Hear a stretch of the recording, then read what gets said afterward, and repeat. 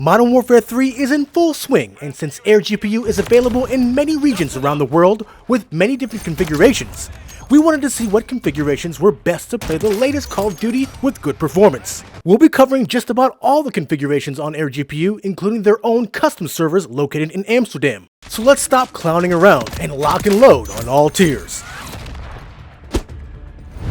First up, the Nvidia T4 tier. Now let me tell you this. If you play this game on this tier, make sure you choose the 8 CPU option for 2 reasons. I first tried the 4 CPU option, and this is my findings. 1. You'll need all the power you can, and 2.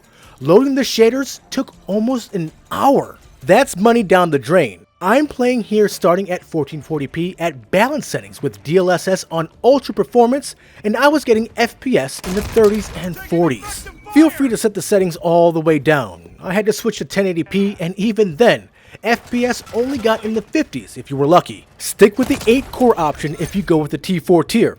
That should treat you better, but stick with 1440p max. On to the A0G, which is equivalent to an RTX 3080. This tier is 4K bound, so if you're looking for a tier to play 4K, this would be it. But of course, you'll pay for it. And yes, Windows Server does run the game, but I still recommend Windows 10 because you never know how iffy the anti-cheat is. Now with this tier, I would recommend uncapping the FPS through the Nvidia control panel first, and if you feel like it, update the GPU drivers. Now shaders took about 10 minutes, which is pretty standard. I also ran the benchmark at extreme settings with DLSS set to ultra performance and got mid-90s. So I'll set the DLSS to quality to get a more, well, quality image. Now I know this tier is expensive, but honestly, you really do get what you pay for. I love this tier. In the few years I've been running games on the A0G tier, I've had little to zero problems playing over 60 FPS at 4K. Any lower resolution will have even better results. Small, highly competitive maps, I have an average of about 80 FPS. I spent most of my time on larger maps for a better performance test. With a latency of around 20 milliseconds, my performance was stellar. Timing my sniper shots was great. 20 milliseconds of latency is pretty ideal. You can also respond appropriately to threats. Well, kind of. A few moments later. Ha! Revenge! That's right, you got laid out! Now, can you get the same performance at a better price with the RTX series machines? Let's find out. Now, the RTX 4000 is a wonderful configuration which only costs 65 cents an hour. Cheapest tier on the platform, and that includes 4K bitrate.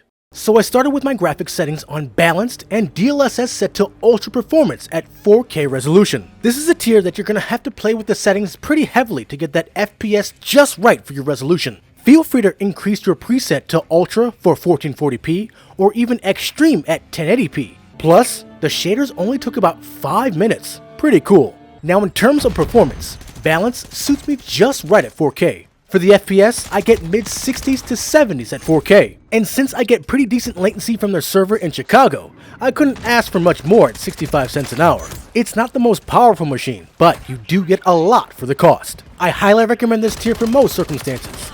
Larger maps might give you a bit of FPS trouble at 4K, but just lower your settings to basic or resolution down to 1440p and you should be good. Now the A4000 tier is pretty similar in performance to the Shadow Power upgrade. I can easily put the settings to extreme with DLSS on ultra performance, just like the A0G. Performance is about the same as the RTX 4000 tier, but now with extreme graphics. If you are in need of higher end graphics in 4K, this is it, and without a terrible price point. On top of this, you'll get the performance and low latency that I usually get with the RTX series. Only in the US as of now though. Of course he's fucking snipers. That's just your imagination. Now I was worried about larger maps, but it's safe to say that performance was almost exactly as the smaller maps. You shouldn't have to change any settings, but if you need to, drop down to ultra. Big whoop, right? Now we're sniping. So I even got to try the custom AMD machines built by AirGPU themselves in Amsterdam. The W6600 is up first, which is comparable to the Nvidia T4 tier we covered earlier. First thing right off the bat is how fast these shaders finished. A few minutes tops. Now for the graphics, basic settings with Intel X's on performance. I also recommend no higher than 1440p. 1080pers in Europe, this might be your tier. Now the benchmark said we only got 47 FPS on average due to the huge bottleneck of the GPU. Now is that reflected in game? Now since I have latency over 100 milliseconds from the US to Europe, so I'm not going to do so well, but it does seem like the game performance is better than the benchmark with 60 FPS. Ugh, that latency is terrible.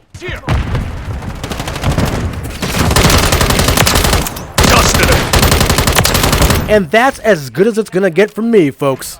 But overall, this is a fine, cheap tier if you're close enough to the servers. So the upgraded tier, the W6800, is basically no different, just with more power.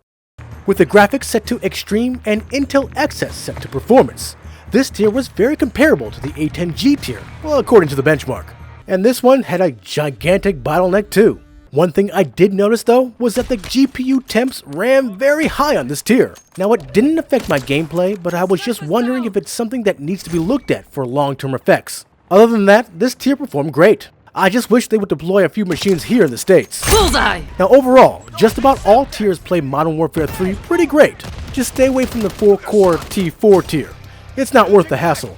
Remember to use the link in the description or our coupon code to receive a 10% discount off your credit. Now if you like this overview of Modern Warfare 3 on AirGPU, give us a like. Also, make sure to join as a member of the channel or join our Patreon and our Discord in the links below. And above all else, make sure to subscribe to keep it locked right here at the only place where you can do battle in gaming heaven, Cloud Gaming Battle.